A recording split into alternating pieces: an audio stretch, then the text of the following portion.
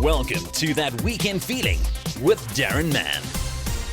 So for that Weekend Feeling podcast for today, we're going feel good. We're talking about the Kolisi Foundation. It's been put together by the most famous Kolisi family in South Africa, Rachel and Siya. It's been done with a vision to change the narratives of inequality in South Africa by working alongside others and adding their story to the stories of communities and individuals who are changing the world. Rachel, it's an absolute pleasure to have you join us on the show today. Tell us where the germ of inspiration came from and how things are going. Well, firstly, thank you so much for having me on. It really is, it's my favorite thing to talk about, and I'm always grateful for a platform to be able to amplify the work that is being done, and it's really incredible, so thank you. I guess the inspiration, came years and years and years ago.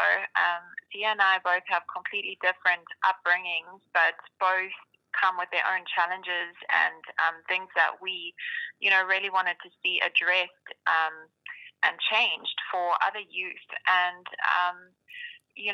with great privilege comes great responsibility. And, we always knew we wanted to start a foundation. We just weren't sure about the timing and, our level of commitment and capacity. And coming into the World Cup, we kind of realized, we needed to use that. We needed to use that platform for something good and for something bigger. And so the inspiration for the foundation was really just our own lived experiences. And I guess we were just kind of catapulted into making something happen, when the World Cup final came about. Talk to me a little about the nuts and bolts, the mission, the aim of the foundation. What is it exactly that you do? So it's so funny because when we started, we didn't have a logo or a website or a team or anything. And, with the start of COVID, we were only planning on launching 6 or 7 months later. But COVID obviously hit South Africa, and with all of our existing, diseases and health issues in South Africa, we really knew that we needed to be a part of making sure people were safe and people were fed, and kind of catapulted the launch of the foundation quite significantly. And then what was really amazing and such a privilege for us is we were, throughout COVID, the beginning of COVID, we were able to travel by car over 16,000 kilometers to many, many, many different communities. We almost traveled every single province in South Africa. And so we were able to see with our own eyes and hear with our own ears, some of the issues that people were struggling with and some of the things that needed to urgently be addressed in some of these communities. And that's kind of where our 3 pillars came about. That alongside my and Siya's lived experiences, gender-based violence, food security, and education and sports development are really the 3 pillars that we're focusing on at this stage. And it's interesting because we had a lot of, more experienced foundations and people that have been doing the work for a long time give advice saying, you shouldn't do so much. You should really just focus on one thing. But there's so much that needs to be addressed in South Africa. And we are just crazy enough to believe that we can do a lot. Now, new though it might be, it's a very, very high-profile foundation. How difficult have you found it to garner support from the corporate world? It really depends on what program we're talking about. So it's so interesting because our food security program has been, so well supported a lot of the time by individuals, just South African individuals who really want to make sure that they are paying it forward to other families who maybe are in a more challenging position than they are. And the education and sports development also very well supported. But come gender-based violence, it's hilarious because it's like it's on everybody's lips. Everybody wants to address it. Everybody wants to attack it. It's one of the biggest issues. Honestly, it's a pandemic of its own in South Africa. But when it comes to funding it, it's such a challenge to find organizations or companies or, individuals to support the gender-based violence program. So I must say that has probably been one of the biggest challenges. And then, another one which can also be quite challenging, you mentioned the fact that it's a high-profile foundation.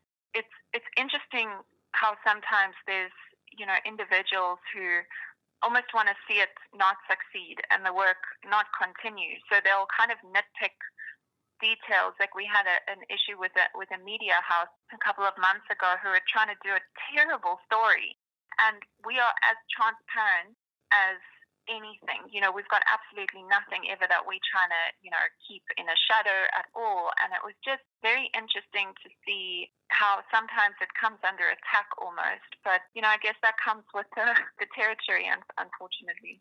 Well, it's very disappointing to hear.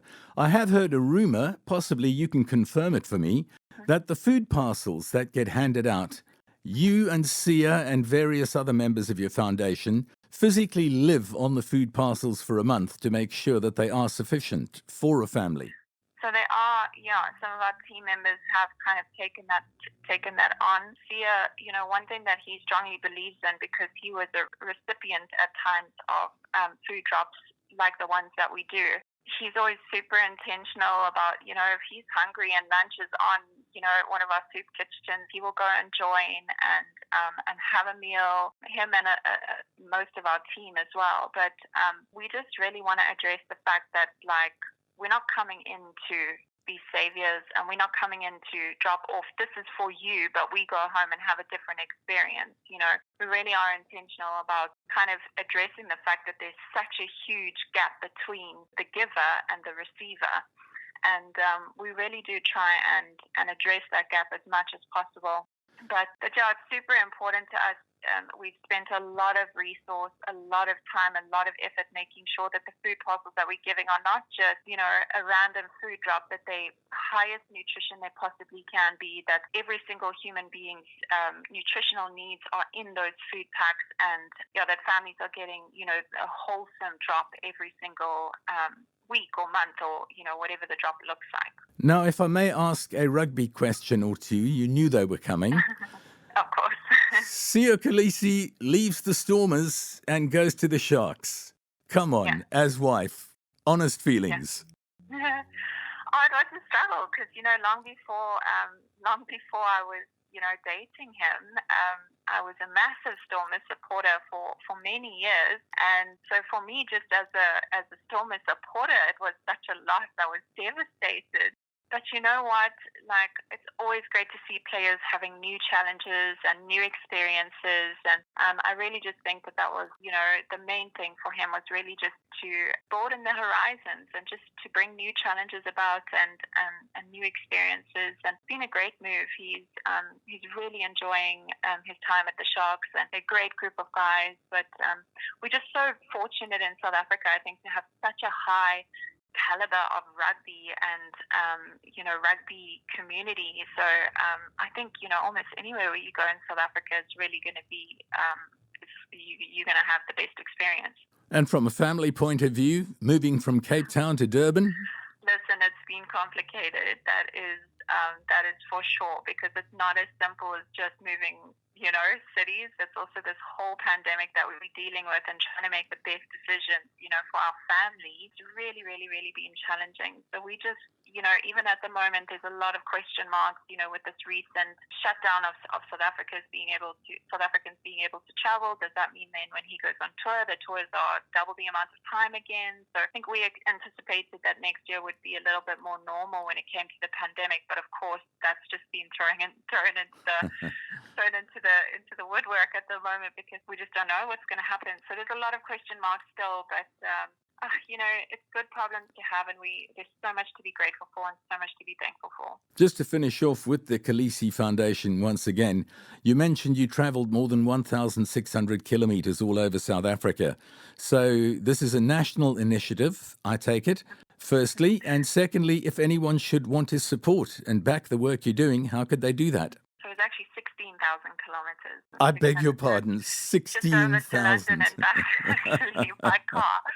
So it was very interesting, and our marriage was definitely tested along the way. But it was an amazing experience. But yes, anyone who is keen to kind of see the work that we're doing and to get on board with the work that we're doing, we've got a website up, www.kolisifoundation.org, and also very active on social media. And actually, to all the listeners, whether it's the Kolisi Foundation or something else, I think it just means so much to organizations that put a lot of effort into social media. I mean, we hours and hours and hours on that platform. And just to share something, comment, like, follow, I think really does make such a difference for a lot of organizations and just amplifying the work that they do, because I know so many that put a lot of effort into making it look attractive and something worth sharing. So yeah, just to anyone who may be listening, if that's all you can do at the moment to kind of show some support to some of these organizations, then that's a great place to start.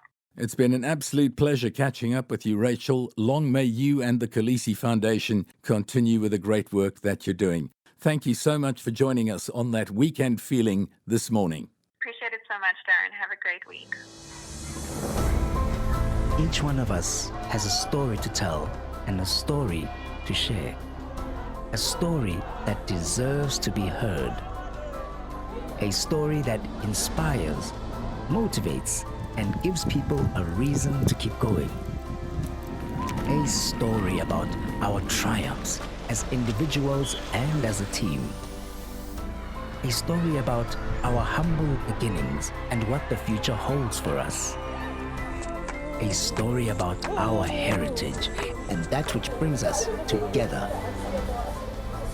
It is these stories that connect us. The Herald. Whatever you live for, we live to tell that story for you. That was That Weekend Feeling with Daron Mann.